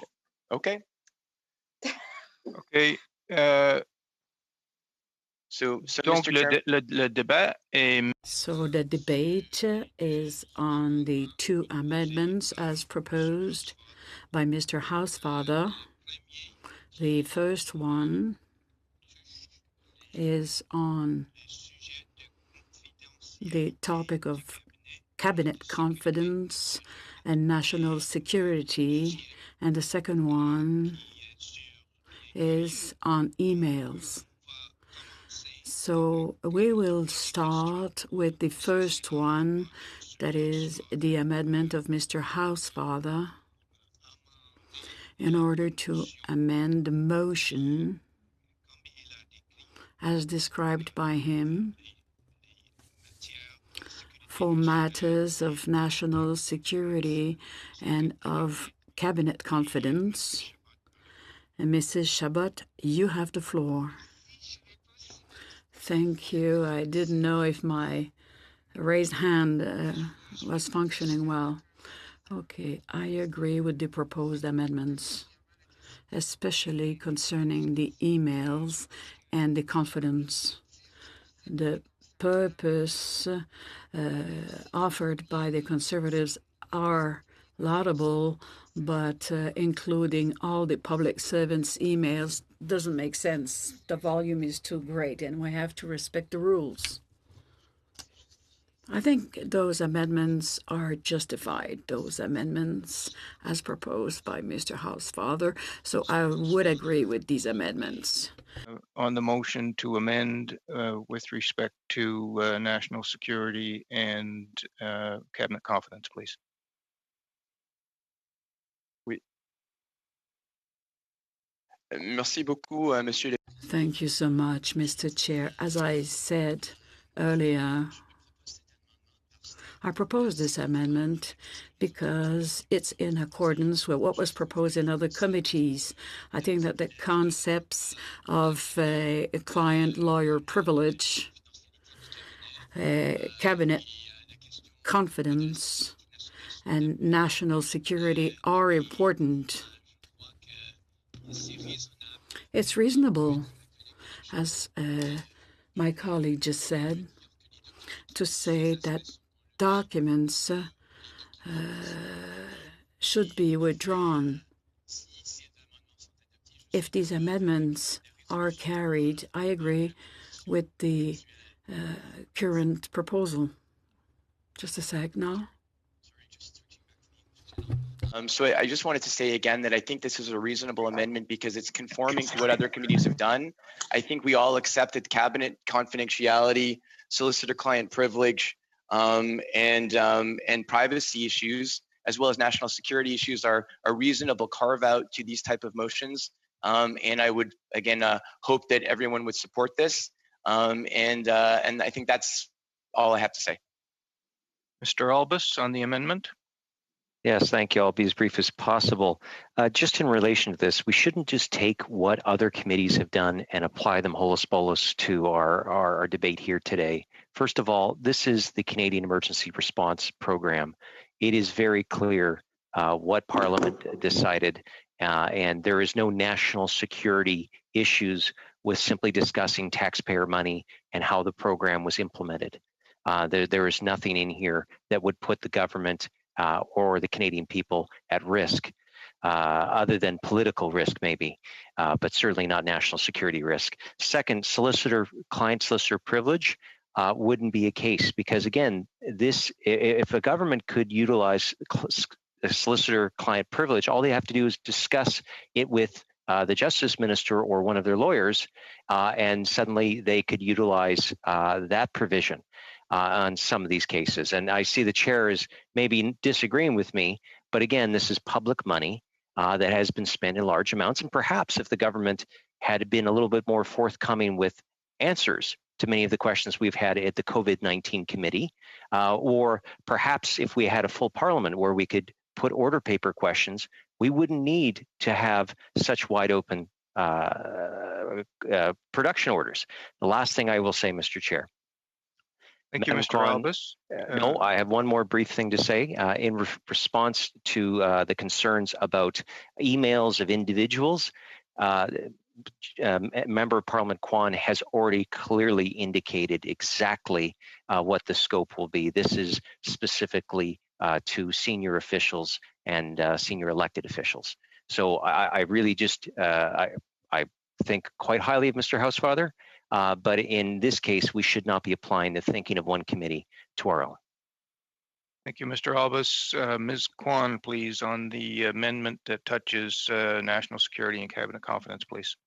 Thank you very much, Mr. Chair. On the amendments relating to cabinet confidentiality, national security, and so on, I think that's actually a fairly standard clause in the sense to say that that material that we would respect that.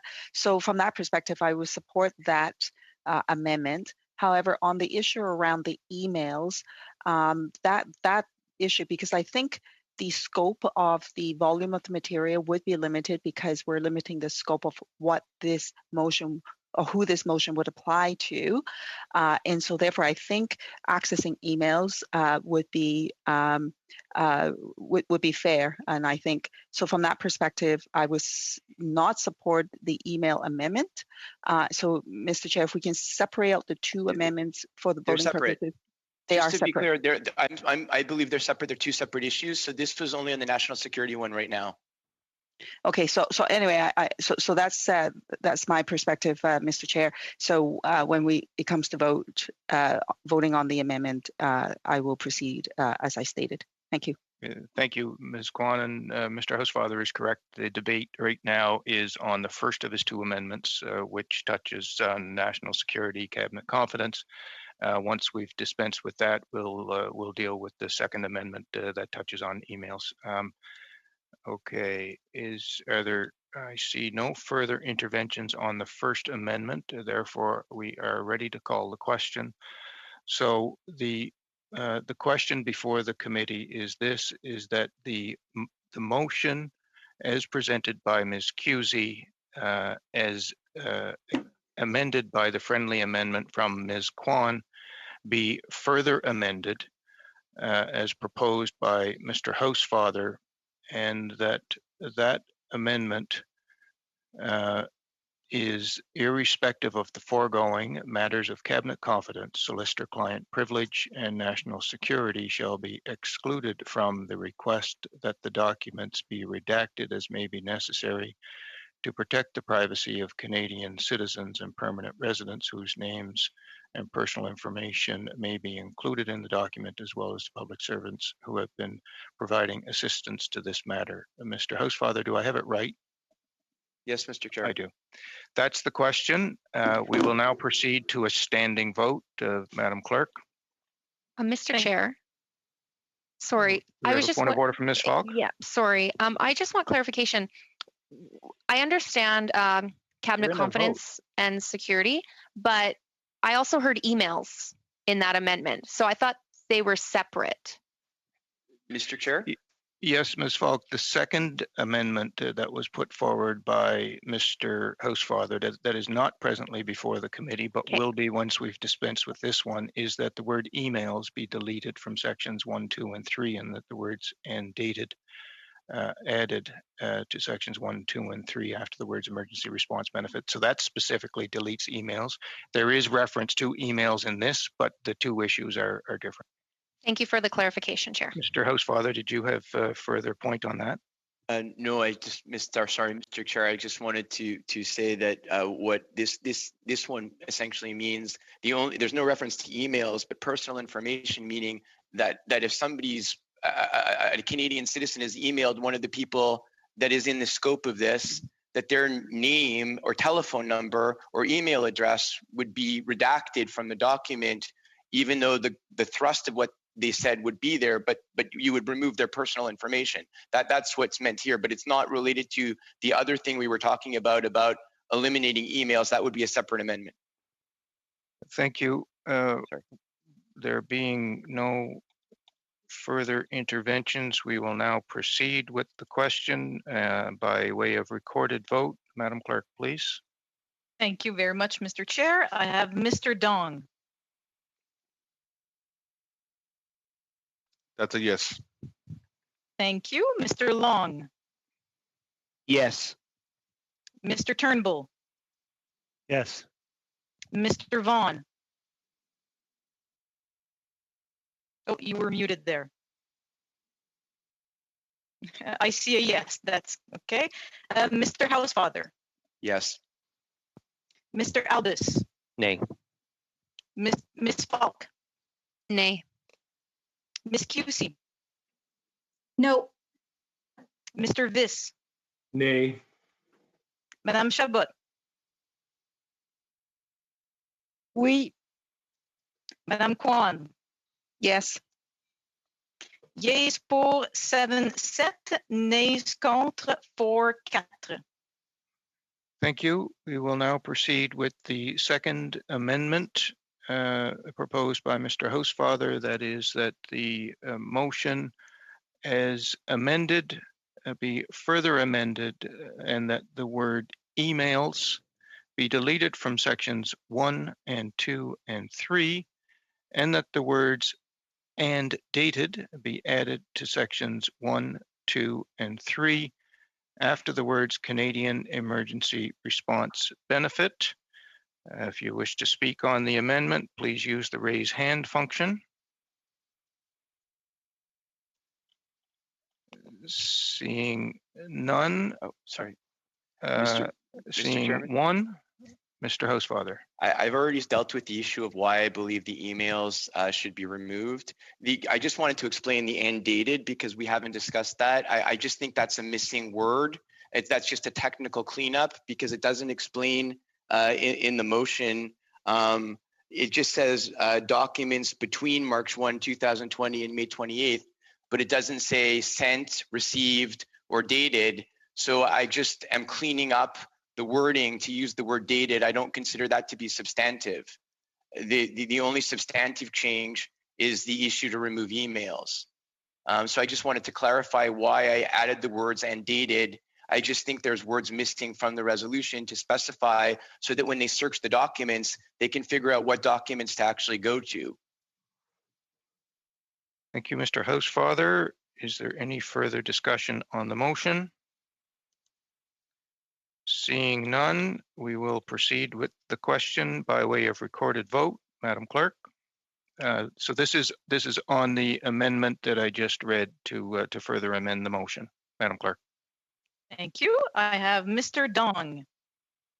Sorry, Chair, is that the amendment to exclude the word email? Yes. Yes. Then my vote is yes. Thank you. I have Mr. Long. My vote is yes. Thank you. Mr. Turnbull. Yes. Mr. Vaughn. My vote is yes. Mr. Housefather. Yes. Mr. Albus. Nay. Ms. Falk. Nay. Ms. Cusey. Nay. Mr. Viss. My vote for open government is no. Madame Chabot. Oui. Madame Kwan. No. So yeas pour 6, nays contre 5, 5. The motion, now that we have passed the two amendments, we need to vote on the main motion as amended. If you wish to speak on the main motion, please use the raise hand function. Seeing none, I declare debate. No, I see one. Sure. Mr. Turnbull. Yep. Can I just clarify that the friendly amendment that Ms. Kwan made includes emails from the ministers and senior officials, but is from ministers and senior officials and not to ministers and senior officials?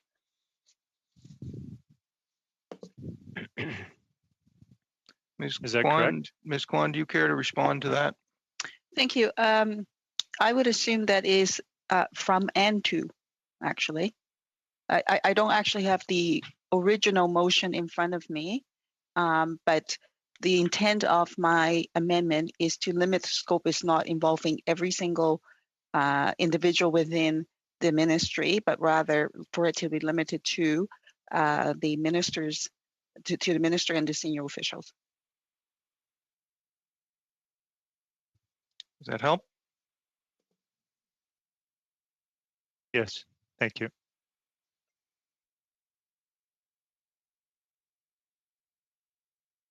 Mr. Albus, please. Thank you, Mr. Chair. Just briefly, again, one of the reasons why we'd like to have to and from, and I appreciate MP Kwan for her interventions today. We've had officials, we've had the minister talk about guidance that was given, and hopefully we can find out in what shape or form that guidance was given, to officials. And I hope that all members in the pursuit of open and transparent government, particularly right now since Parliament is closed, will support this. Thank you, Mr. Albus. Is there any further debate on the motion as amended? Seeing none, we're ready for the question. Madam Clerk, if you could please proceed with a recorded vote. Thank you, Mr. Dong.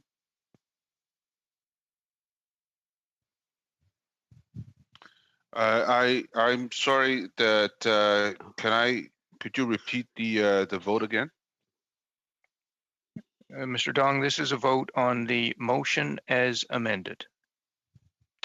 Yes. Thank you, Mr. Long. Yes. Mr. Turnbull. Yes. Mr. Vaughn. Yes. Mr. Housefather. Yes. Mr. Albus. Yes. Ms. Falk. Yes. Ms. Cusey. Yes. Mr. Viss. Yes. Madame Chabot. Non, excusez. Oui.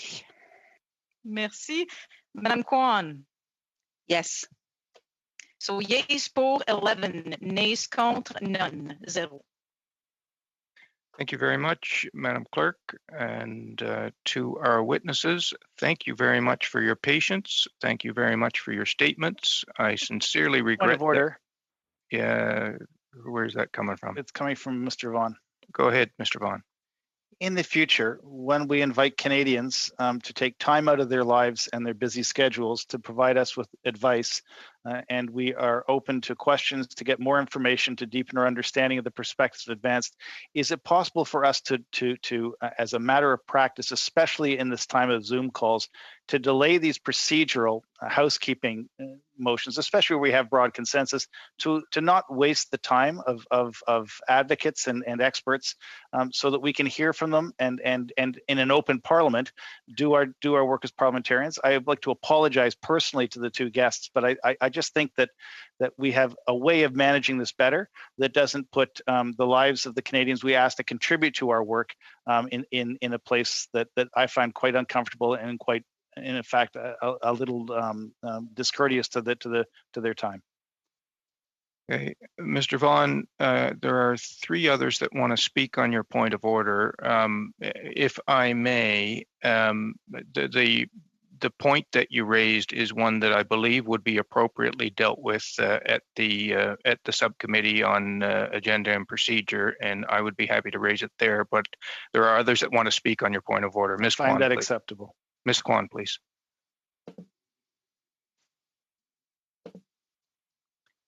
My apologies, I forgot to unmute. Thank you, Mr. Chair. I wonder whether or not the committee would be able to invite our two guests to come back to our committee so that we can proceed with the questioning component. I would love to ask questions of our witnesses. They presented very thoughtful and informative and I think important information to us today, and we missed that opportunity to engage in that dialogue with them. Can we endeavor to make that arrangement somehow, Mr. Chair? I hope that all the committee members would agree that that's something we should do. And if the witnesses are amenable to that, I do apologize that we will have to make you come back, but I think that your points made are very important for us to have a discussion on. Thank you. I think I see at least two thumbs up on my screen. Ms. Senior likes the idea, and it appears Mr. Viss does. I do think it would be appropriate to raise it at the subcommittee. So thank you for that suggestion. Mr. Albus? Yes, I would like to just thank the witnesses for their testimony, and I too would like to at some time have an opportunity to ask questions. But let's be mindful here that the committee does have a mandate, and we take our roles as parliamentarians all very seriously. And if there is an issue where we believe that it's in the public interest for us to be able to get a production of papers, we saw all parties participate in that debate, and we did see ultimately everyone voted in favor of it. So while I do understand Mr. Vaughan's concerns, I would also point out that I too have been concerned when, due to technological issues, that we have not been able to, as members of parliament, to ask questions of our expert witnesses. That is unfortunate, but that is also part and parcel of parliamentary life, particularly on Zoom. So I would just ask Mr. Vaughan to understand that we all have a role to play here. He may not like the timing, I may not like it either, but I do believe that there's a public interest that was supported by all parties. Thank you, Mr. Albus. Madame Chabot, s'il vous plaît.